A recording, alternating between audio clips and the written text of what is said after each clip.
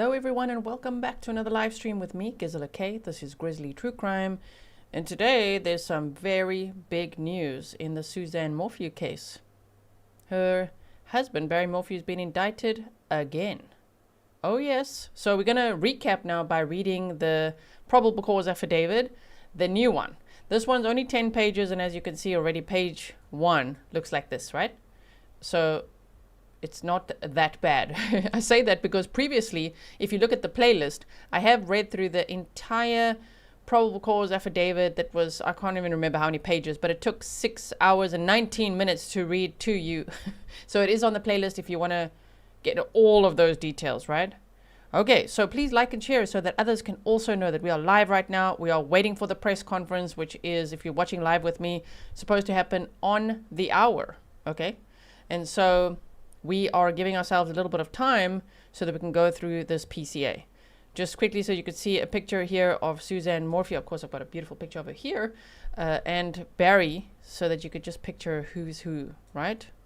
Are we ready to dive in? Welcome again, all moderators, patrons, members, subscribers, and any locals in chat. Of course, Barry Morphew was arrested in Arizona, and this case takes place in Colorado. Okay, so let's start with, let's just go to page 1 of the probable cause affidavit. Thank you to Grizzly Cat and MB Inc. for sending me this document.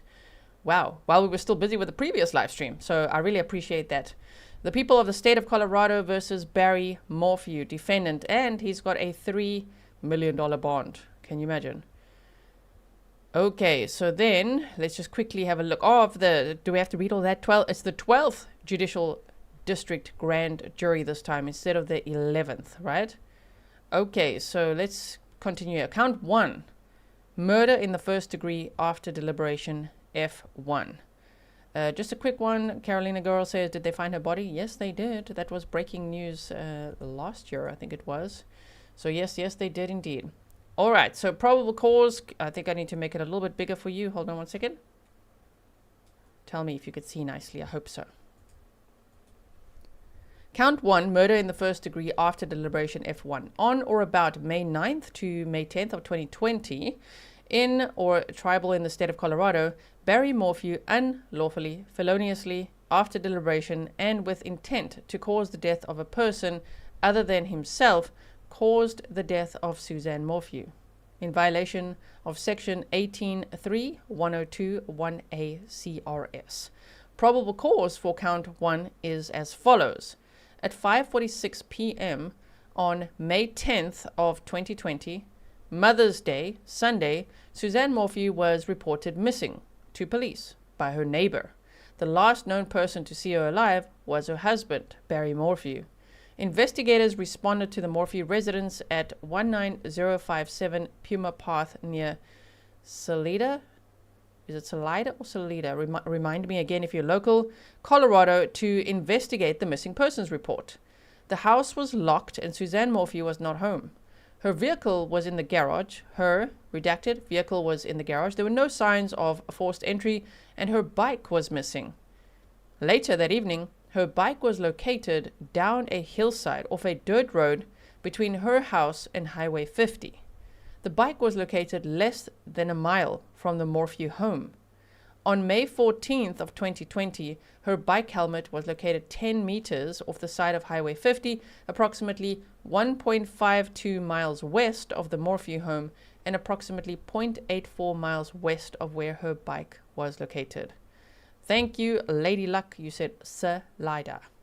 Thank you. Thank you so much. Needed that confirmation. Barry Morphew was interviewed and told police that he set his alarm and woke up at 4:30 a.m. on May 10th of 2020. He told police that he left at 5 a.m. on May 10th of 2020 for a pre-planned work trip in Broomfield, Colorado. According to Barry Morphew, Suzanne Morphew was still asleep in bed when he left the house at 5 a.m. on May 10th of 2020. He told police she planned to ride her bike that day. Barry Morphew stated that upon arriving in Broomfield that morning, he checked into a hotel before leaving shortly after for the job site. He told police that he received a call around 5 p.m. on May 10th of 2020 from his neighbors while physically at the Broomfield job site. The neighbors told Barry Morphew that his daughters were concerned because they could not reach Suzanne all day, and obviously it was Mother's Day. Barry instructed the neighbors to check the house and specifically to look for her bike. The neighbors reported to Barry that neither Suzanne nor the bike were at the house, and Barry then instructed them to call the sheriff. Police interviewed one of Barry's employees, scheduled to assist him with a Broomfield job. The employee told law enforcement that the employee and Barry were not planning to leave for Broomfield until the evening hours of May 10th of 2020. They were supposed to drive together. Instead, Barry left without telling the employee. Barry called the employee at approximately 11:18 a.m. and informed that employee that he had left without them. So, there's a bit of a red flag. When the employee arrived in Broomfield on Sunday evening, the employee noticed that Barry Morphew had failed to bring the proper tools with him for the job, and the necessary materials for the job had not yet arrived at the job site. Review of the cameras at the hotel and nearby businesses revealed that Barry Morphew was in the Broomfield area for approximately 9 hours and 45 minutes. Of those hours, he spent less than 1/2 hour at the job site.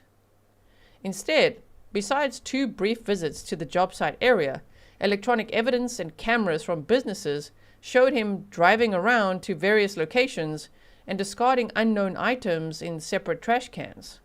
Hotel footage then showed Barry Morphew arriving back at his hotel room and remaining inside the room from approximately 12:34 p.m. to 5:55 p.m. Inconsistent with his statement to police, he was in the hotel and not at the job site when he received the call about his wife, Suzanne Morphew, being unresponsive and missing. In early interviews with Barry Morphew, he told law enforcement that his marriage to Suzanne Morphew was the best and that the two had a wonderful weekend together. When Barry was asked whether Suzanne would say anything different about their relationship, Barry stated no. Barry Morphew's statements about his marriage to Suzanne were inconsistent with other witness accounts and evidence located. Specifically, investigators learned that Suzanne confided in people that she was unhappy in the marriage in the weeks and months leading to her disappearance. She discussed plans to divorce Barry Morphew with her close friend. She maintained documented notes of problems in the relationship recovered from electronic devices and the physical search of the Morphew home. Suzanne Morphew had been having a secret affair with an old acquaintance who lived out of state. She communicated with him daily over LinkedIn and WhatsApp. Suzanne's last known electronic message to anyone was this person on May 9th of 2020 at 2:11 p.m., just 32 minutes before Barry Morphew returned to the home that day. Jody Errington, welcome. An overall timeline of the week of Suzanne Morphew's disappearance shows that the disappearance coincided with her daughter, redacted, the only other occupant of the Morphew residence, leaving on a pre-planned road trip out of state. Because of this, Suzanne Morphew and Barry Morphew expected to be alone at the residence starting on May 5th of 2020 until either late in the day on May 10th or into May 11th of 2020. Suzanne Morphew drove redacted to Gunnison, Colorado on May 5th, 2020 to depart with her sister and friend on the planned road trip. After May 5th of 2020, Barry Morphew and Suzanne Morphew were alone at the house. A forensic download of Barry Morphew's cell phone revealed that Barry Morphew had deleted a text chain with Suzanne Morphew from which an image of a single text remained. A screenshot of the single text message was saved on Barry Morphew's phone on May 6th of 2020. That image revealed a text from Suzanne that stated, "I'm done. I could care less what you're up to and have been for years. We just need to figure this out civilly." On May 11th of 2020, authorities commenced a search of the Morphew residence that spanned several days. The state of the residence and vehicle showed no signs of a break-in or intruder. Even with no signs of a break-in or intruder, law enforcement collected items of potential evidence and DNA swabs. DNA analysis of the swabs collected produced several DNA profile mixtures consistent with what would be expected in the common areas of a home or a vehicle.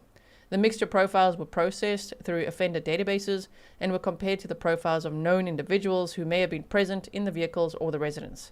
The results did not lead to any stranger or intruder suspects. An expert in DNA analysis testified that law enforcement provided analysts with one of the partial profiles developed from the glove box of Suzanne Morphew's vehicle for further investigation using a keyboard search. This allowed for additional comparisons to profiles in more databases with less stringent quality control standards than the National DNA Index System for the limited purpose of creating possible investigative leads. That expert further testified that there were matches to outside databases nationwide. The term match used by DNA analysts does not mean identical, rather a match only means that there were other profiles that could not be excluded at the time of whatever that word is, available from the partial profile for comparison. The expert explained that she then compared the matches from those databases to the partial profile from the mixture on the glove box and excluded those out of the state profiles as not originating from the same contributor in all but 3 instances. I think the defense will work on that, this partial profile from the glove box, right? Finally, the expert explained that just because the profiles from those databases matched at the limited, is the word loci? I'm trying to look. Loci, available for comparison, it did not mean that any of the people from out-of-state profiles were the same person that contributed to the partial profile of the mixture on the glove box. Law enforcement investigated those 3 partial matches obtained from 3 separate out-of-state sources and found no connection to the case. Let me just quickly pause and say, welcome if you're only joining now. We're waiting for the press conference, which is set to start on the hour. I thought it would be useful to do a full recap by reading the brand new PCA, which is 10 pages. The previous one was many, many pages. It took 6.5 hours to read to you. And I was optimistic that day. I remember telling Mr. Grizzly, it's 2-3 hours. It's like 6.5 hours later, I'm like, oh my word. Okay, so this one is 10 pages. We're on page 4. Law enforcement located a locked gun safe in the garage during the search of the Morphew residence. Inside that gun safe, law enforcement located a dart rifle or tranquilizer rifle positioned toward the front of the safe. Law enforcement also found packages of new dart brand tranquilizer darts in the gun safe. The packages of darts included capped hypodermic needles inside of them, which were designed to load the darts. Law enforcement found one of these needle caps in the dryer after the dryer's contents were removed. Law enforcement also found men's shorts among the contents of the dryer that were removed prior to finding the needle cap. The shorts appeared consistent with the shorts Barry Morphew was seen on video wearing on May 9th of 2020, less than an hour before he returned to the Morphew residence. No tranquilizer formula was located during law enforcement's search of the home and vehicles. That reminds me of that Daniel Howard trial. Do you remember that? It's like he was also doing laundry. There's also stuff in the washer and the dryer. Like, oh wow. But this was interesting because there was this tranquilizer dart cap found in the dryer, and Barry Morphew was like, psh, I'm a hunter. What? It means nothing. And I think based on what the state has, I think it means a lot. Police investigated numerous electronic devices and Suzanne Morphew's social media accounts, searching, among other things, for proof of life. That investigation revealed that Suzanne Morphew had not communicated electronically with any living person after 2:11 p.m. on May 9th of 2020. Her last possible activity on any account protected by password access was 3:08 p.m., over 24 hours prior to her being reported missing. Records showing her typical use of electronics and social media demonstrated that this was inconsistent with her typical pattern of life in the days leading up to her disappearance. Additionally, witnesses indicated they attempted to communicate with Suzanne Morphew throughout this time frame but received no response from her. These witnesses indicated that her lack of response was out of the ordinary.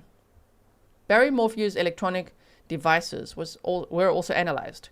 A download of the infotainment system on Barry Morphew's truck recovered telematics data showing the location and activity of his truck at certain times on May 9th and May 10th of 2020. A download of Barry Morphew's cell phone showed additional location information. Based on data from his cell phone, Barry Morphew returned to the Morphew residence at 2:43 p.m. on May 9th of 2020. The data did not show his phone or truck leaving the residence again until the morning of May 10th of 2020. Crazy Mom, RN, says justice for Suzanne finally and for her children. Thank you so much, Crazy Mom, RN, for being a member for 3 months. Sammy J says, I will attend the trial if it's open to the public. Interesting. Very nice. Let us know. We don't know when the trial date is yet. The download of Barry Morphew's cell phone registered events related to his phone. An expert forensic analyst determined that some of these events were in fact Barry Morphew's phone being turned off during the time frame of May 9th into May 10th of 2020. Turning off a cellular device effectively disables its ability to record location information.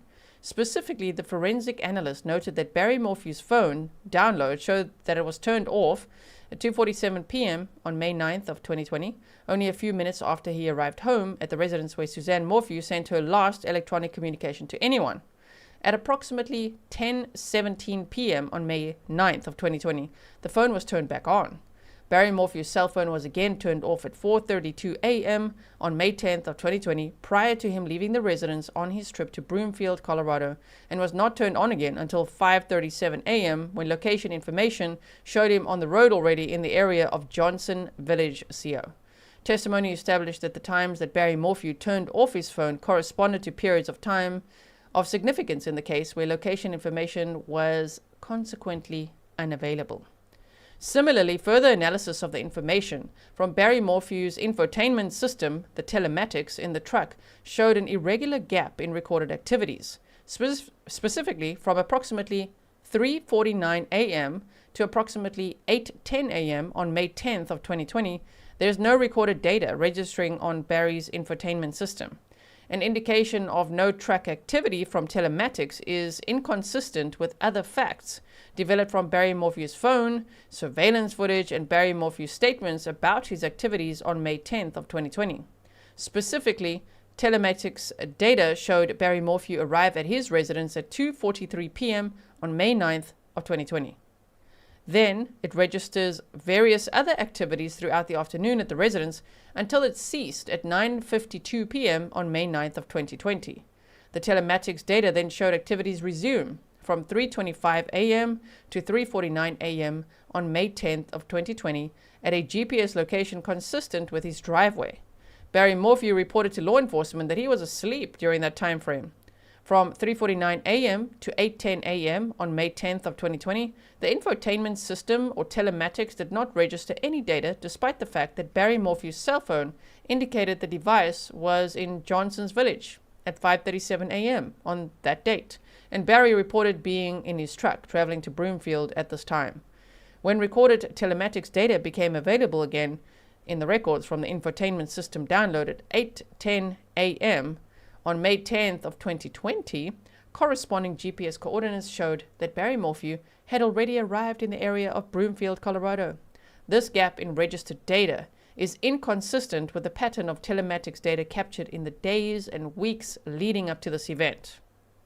Phone records for both Suzanne Morphew and Barry Morphew were analyzed by expert investigators, and I'm sure we can't wait to hear about that at the trial. The FBI CAST team analyzed phone records for both Barry Morphew and Suzanne Morphew to determine location information and device usage related to their cell phones. In Suzanne Morphew's phone records, there was no indication of any user-initiated activity after the time that Barry Morphew returned home at 2:43 p.m. on May 9th of 2020. Suzanne Morphew's cell phone device continued to connect through RTT data with a cell tower that services the Morphew home throughout the night of May 9th into the early morning of May 10th of 2020. These automated data connections, however, were consistent with the tower reaching out to the phone to determine its location and not initiated by the user of the device. After 4:23 a.m. on May 10th of 2020, Suzanne's phone ceased to connect at all, ever again. Just 8 minutes later, Barry Morphew's cell phone data showed his phone ceased to connect starting at 4:31 a.m., consistent with the cell phone download showing it powering off at 4:32 a.m.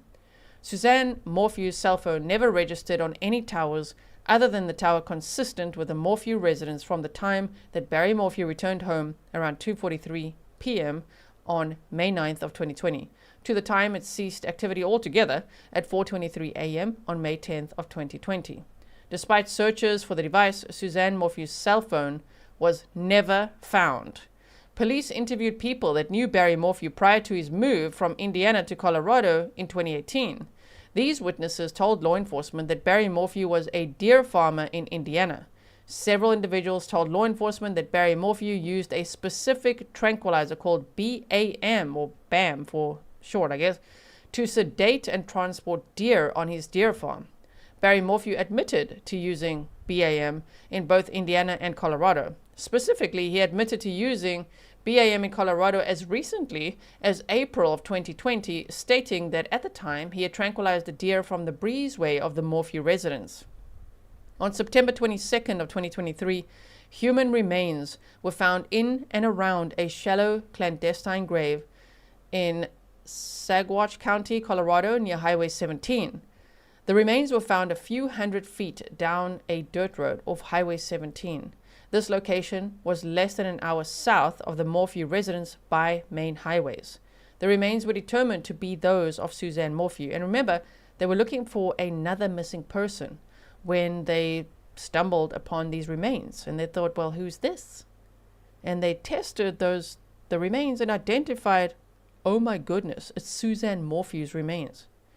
That was a huge day. That was September 22nd, 2023. The remains were determined to be those of Suzanne Morphew. The majority of her bones were recovered. Many of the bones were significantly bleached.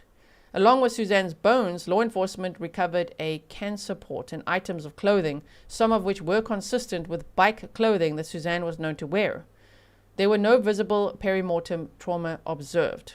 A board-certified forensic anthropologist, a botanist, and an entomologist all analyzed the remains, and several observations were noted. There was a distinct lack of bug activity, which was inconsistent with the remains having decomposed at that location. The clothing items lacked evidence of decomposition, which was inconsistent with Suzanne Morphew wearing the bike clothes at the time that her body decomposed. Additionally, there was a lack of animal predation on the bones. There was only a very small amount of desiccated soft tissue found on a few of the bones, and there was no hair mass located. All these features would have been expected if this had been the original grave site where decomposition occurred. The forensic anthropologist opined that based on these factors, it was unlikely that Suzanne decomposed from a fresh body to a skeleton at this location. The El Paso County Coroner's Office conducted an autopsy.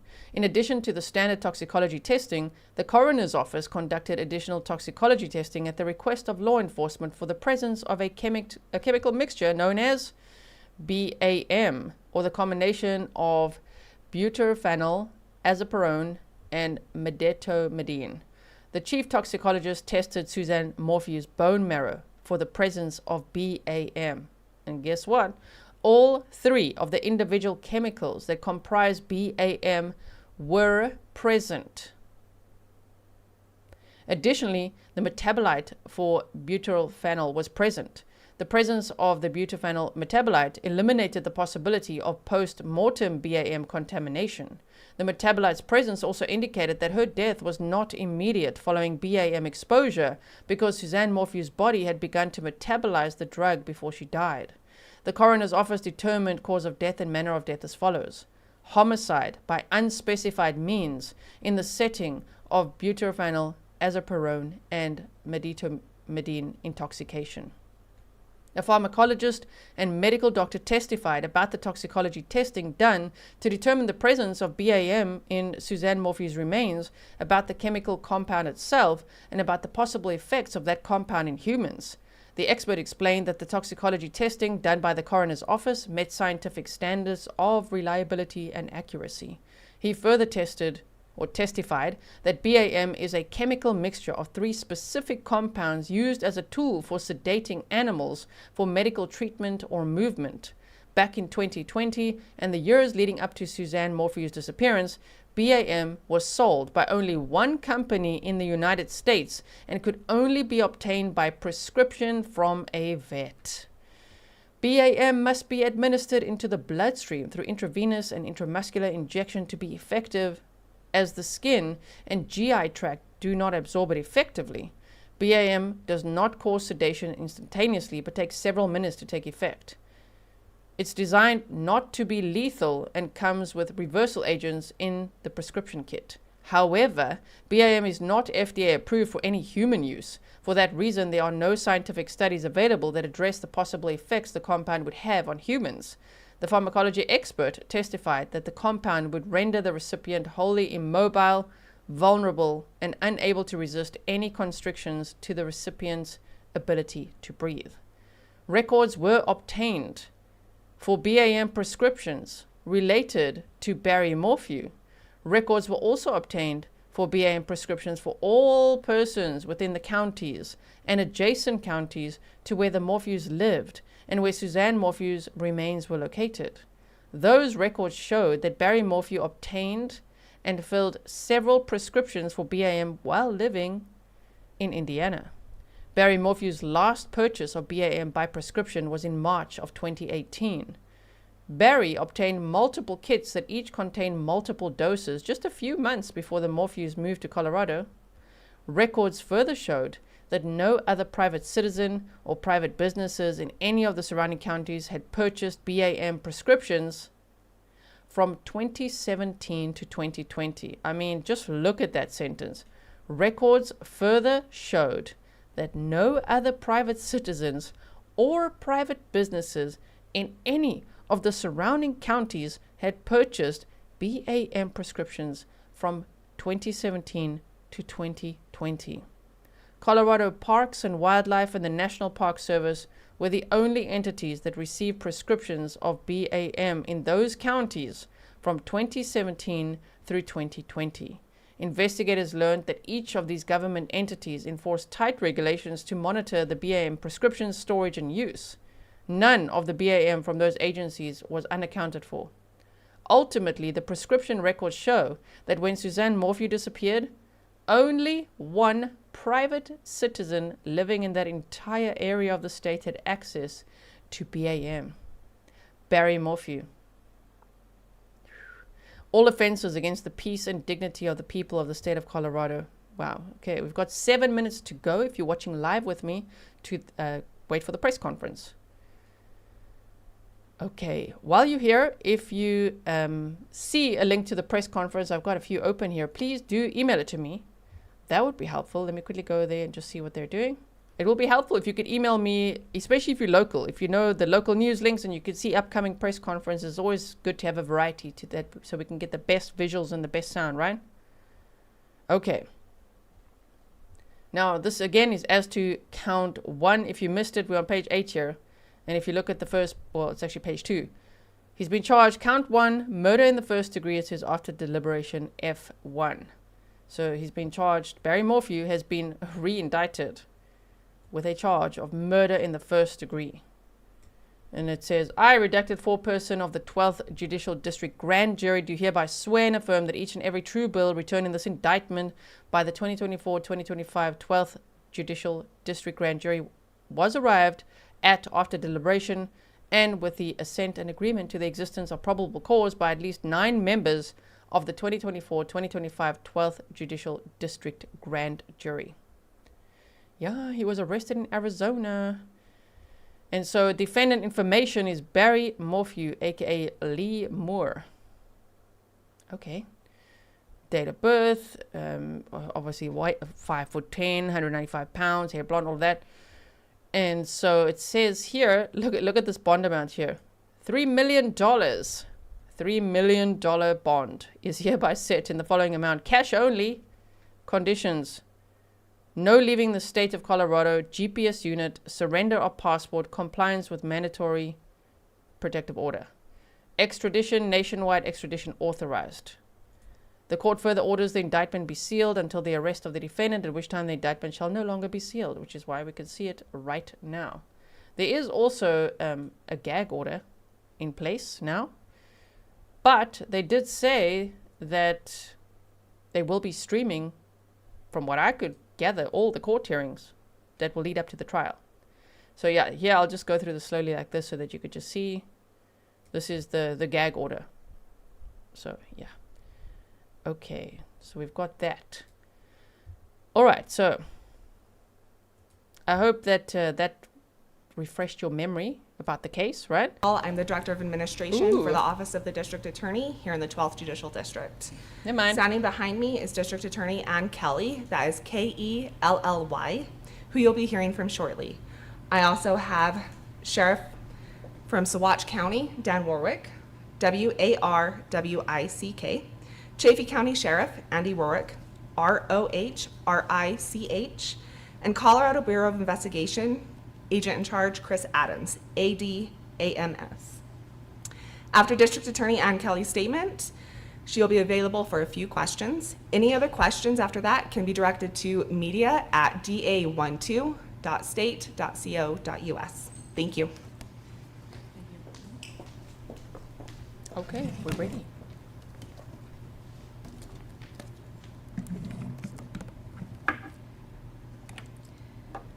I appreciate the members of the media that are here today.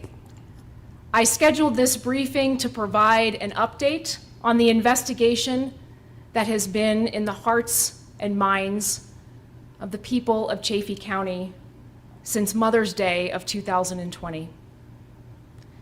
Suzanne Morphew was reported missing on Mother's Day 5 years ago.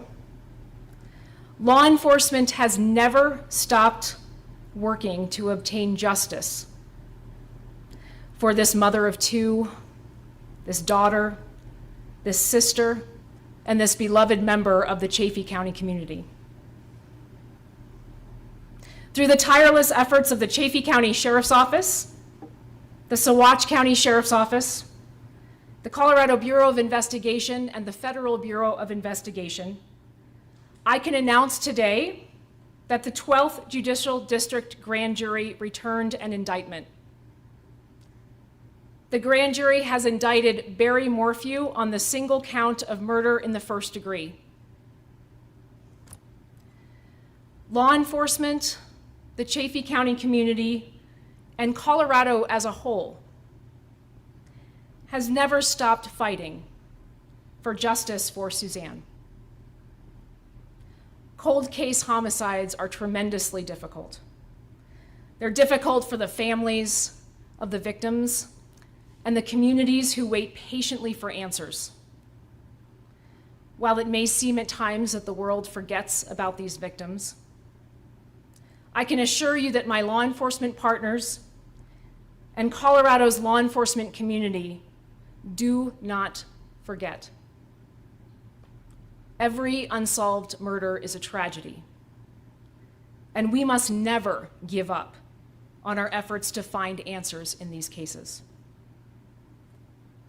My office will be prosecuting the indictment as Suzanne's remains were found in Saguache County, which is a county within my jurisdiction, the 12th Judicial District.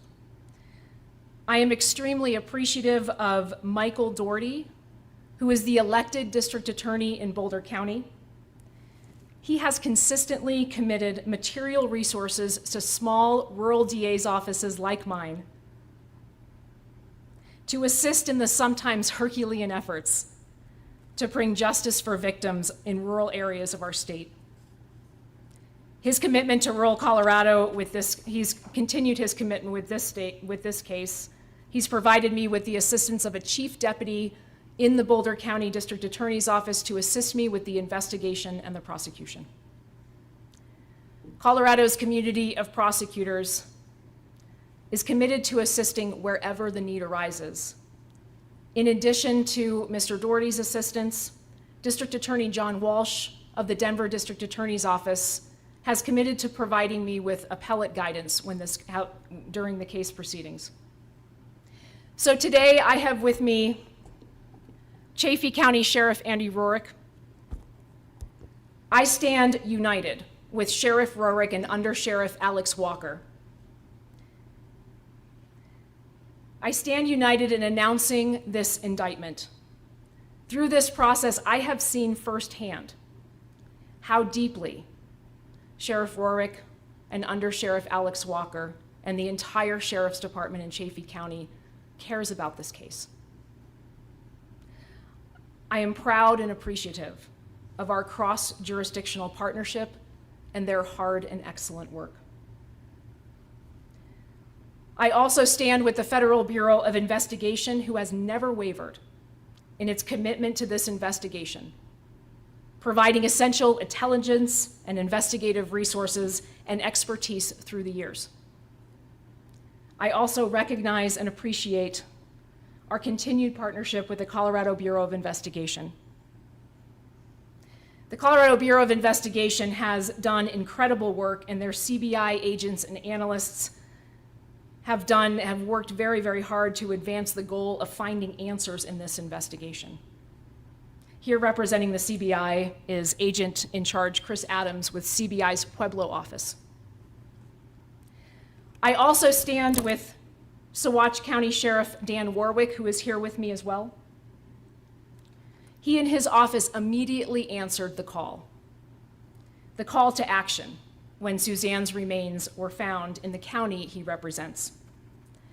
Sheriff Warwick and his deputies are an essential part of this team, responding to the recovery of Suzanne's remains with the highest level of dignity and professionalism. I also want to continue to recognize what I have come to expect in my years as a prosecutor, and that is multi-jurisdictional and multi-state cooperation and partnership. I want to recognize the Arizona Department of Public Safety, who immediately responded to our team's request for assistance in locating and arresting Barry Morphew in the Phoenix area. Mr. Morphew will be held by Arizona authorities pending extradition proceedings in that state. And upon conclusion of those proceedings, Mr. Morphew will be transported to Alamosa County to stand trial on the indictment. This indictment has been unsealed upon the arrest of Mr. Morphew. I asked for this briefing to provide you with an update and provide information to the community. Me and my team recognize the importance of being laser focused on the prosecution and to speak with one voice. And so for that reason, all of the agencies that have been involved in getting us to this place, as well as the prosecutors that have been willing to assist me in this investigation and prosecution, they have all been instructed to send any media requests to my office, and so that's what I'd ask of you. In an effort to be transparent, I'd like to thank the the Office of the Judicial District in this district for making the indictment immediately available, and so you can get a copy of that indictment on the State Judicial's website.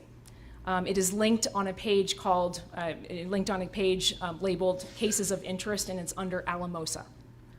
We read it together before the press conference. Barry Morphew is presumed innocent in this case and that presumption remains with him unless and until he is convicted at trial. And so once again, thank you for allowing me to provide an update to the community on this very important case. And I can take a couple of questions if you have them. Yes, sir. What was Barry doing in the Phoenix area? And thank you for the question. The question was, what was Barry doing in the Phoenix area? I appreciate the question, and that information was still being gathered. We have been working very, very hard to make sure that we run down anything we can with respect to this investigation, and our law enforcement officers will certainly be following that. Yes, sir. In the indictment, you noted a pharmacology expert testified that ban would render the recipient unable to resist any constrictions. At least they repeat the questions. Do you believe the dosage of ban was so great it killed her, or that she was so incapacitated she was strangled herself? And thank you for that question. I am looking forward to having our team present all of those facts in a court of law.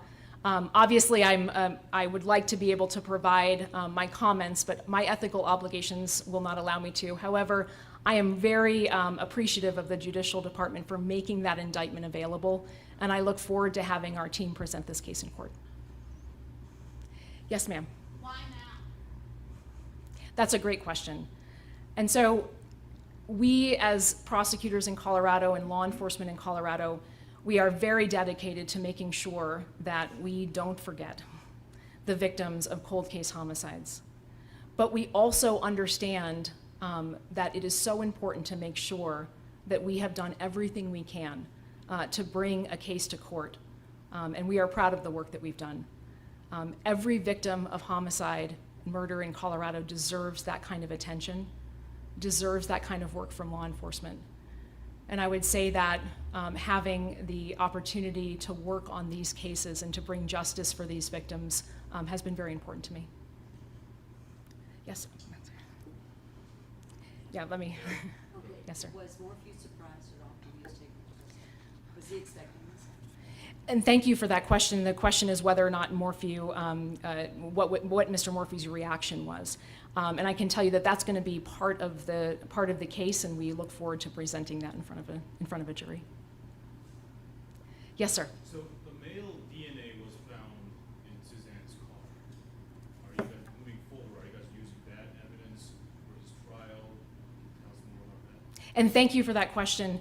The indictment has a wealth of information about that particular topic, as well as the probable cause that supports the arrest in this case. And obviously, we are going to do everything we can to make sure that justice is done for Suzanne, and that includes being as thorough as we can about the facts of the case. Another question. When you arrest Barry in Arizona, so that's still investigating right now with Arizona law enforcement? So the Arizona Department of Public Safety has been an incredible partner for us. They organized immediately when we asked them to respond when we received the indictment. So I very much want to thank the Arizona Department of Safety. What about you, sir? What will be the biggest difference between the prosecution of this case and the time versus back in 2021? And the question is, what would be the difference between the prosecution of this case and other prosecutions? You know, justice for cold case homicide victims remains a priority in the state of Colorado, both for prosecutors and for law enforcement. And that's despite any challenges that we may have had in the history of any particular case. That remains a priority for us. And so we have worked very hard to move forward in the case. This case is a different case, and I would refer you back to the indictment in this case. And we've worked very hard to move forward. Yes, sir. On an emotional level or on a personal level, and it's okay if you repeat yourself, can you talk about the journey, your journey from the day this was dismissed until today? Just broad strokes, just tell us that story. Well, thank you for that question. The question is, what has this process looked like, essentially? What has this process been like for the family, for the community, for our law enforcement partners? And I can tell you that it has been a long road. It has been a long road, and the families of the victim have been so patient. The community has been so patient. But I can tell you that our law enforcement officers have never forgot, have never given up. And they have been working so hard to get to the place where we are today. And so it is never enough to say we're just going to forget about it because it's too hard. And so that has been the process for me. And I'll take maybe one more question here in the front. Can you elaborate further on where Suzanne's remains were found in relation to Morphew? I know it was undisclosed, but can you provide any more detail about where she was found? So it was in and around the town of Moffin, and that raises an important question that I want to address. And so the remains of Suzanne Morphew were found in Saguache County, and that's obviously a county in my jurisdiction. And so jurisdiction in this county is appropriate. I can tell you that I have reached out to and contacted my friend and colleague, elected District Attorney Jeff Lindsay, who currently covers Chaffee County. He is in full support of our efforts to prosecute this case here and has committed to providing any resources that we need to prosecute this case. How did you know Morphew was in Arizona? And the question is I'm sorry, can you say that again? How did you know Barry was in Arizona? And I appreciate that question. We obviously have never given up on this investigation, and so working with our law enforcement partners, we were able to make that determination. Could anyone else possibly face charges? So right now we have the indictment in front of us, and we're committed to working hard to get that done. So, and this will be the last question. Thank you so much. Just one last question. From a community perspective, this community's been through a lot with the district attorney's office, and we've watched you take it over and repair it, stand here with law enforcement, something this community might not have seen in the past. We've watched you build a staff. Now we're at the point where we've got all kinds of television cameras here because you've done what you've done in this particular case. Speak to what kind of satisfaction you have and gotten here, and is the job done with your staff, and can you now move forward? Well, and thank you. The question relates to the status of our district attorney's office and where we've been in the last 3 years. And thank you for the question. The effort that we undertook to come to the San Luis Valley, that I undertook to come to the San Luis Valley and build the district attorney's office was quite tremendous. But I can tell you that the collaboration of prosecutors across the state to assist me, to assist my staff, to assist law enforcement has been absolutely tremendous. It is a testament to how strong our law enforcement community is and how united the prosecutors in the state of Colorado are. And so assisting me in building the office in the San Luis Valley, that is a testament to the assistance that I've received across the state. So thank you for the question. Thank you for what you've done. One last question, and when do you expect Barry Morphew to show up? Thank you. So he's currently being held by the authorities in Arizona. He will go through a process of extradition, and when that process concludes, he will be then transported back to Colorado. So thank you so much.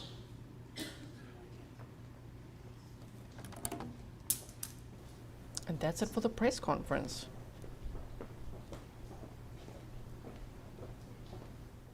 Okay.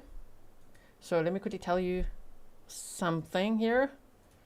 Someone was asking, could they add more charges? They could, and they might, especially given what we read before the press conference started about Suzanne's bones being bleached and just the condition of the remains not being found in a way that they believe that she was initially buried there. So there could be abuse of a corpse charges or something like that, right?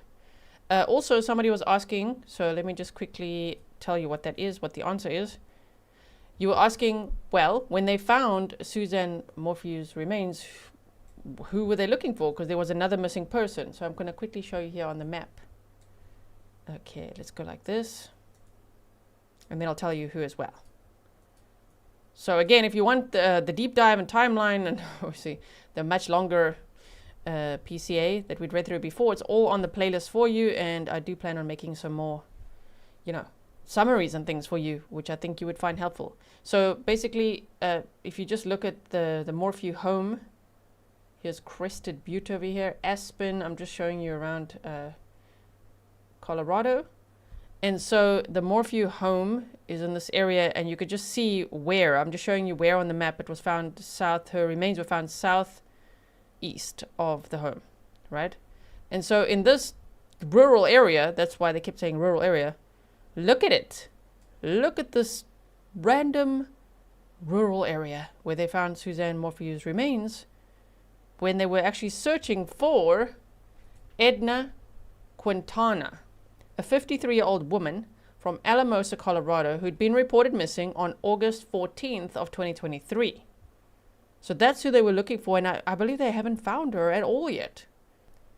So when her remains were found on September 22nd of 2023 in a shallow grave in, I'm going to practice how to say this properly now, Saguache County.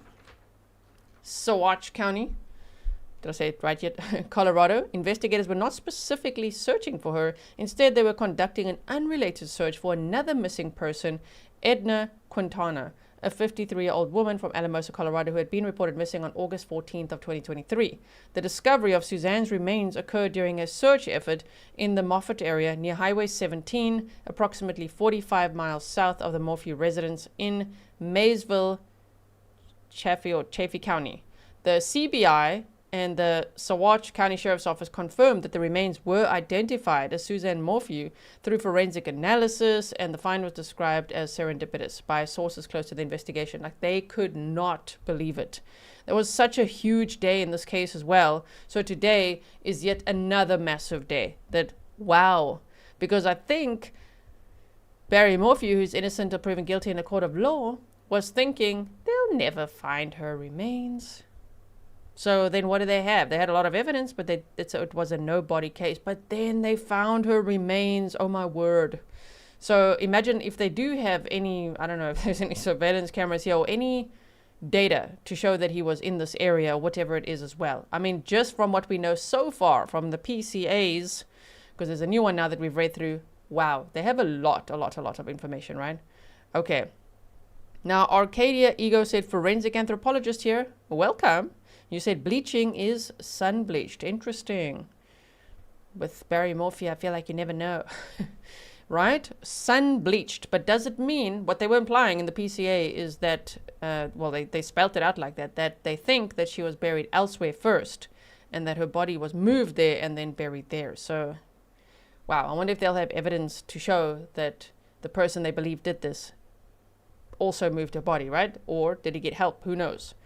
We'll have to wait and see. But of course, I will definitely keep you posted. I'm so glad that now it feels like we're on the road to justice for Suzanne Morphew at last. It's been a long time, right? Yes, thank you. Real happy for sharing. Word Sleuth says, not many people at the presser. I think maybe it was a bit short notice, but there's a lot of people here. There were many people here. So thank you so much for being here. I really appreciate it. I will keep you posted. Let me know in the comments section if you have questions or what you'd like me to update you with or whatever it is. If you missed the beginning of the stream, we read through the new probable cause affidavit, and then there was about half an hour or so before the press conference started. I will timestamp everything for you. And yeah, let me know if there's any questions. If you want me to do a little timeline recap or anything like that, again, I'm more than happy to do it. So thank you so much, everyone. In the meantime, check out the playlist because there's lots of information there, and I will see you in the next one. Stay safe.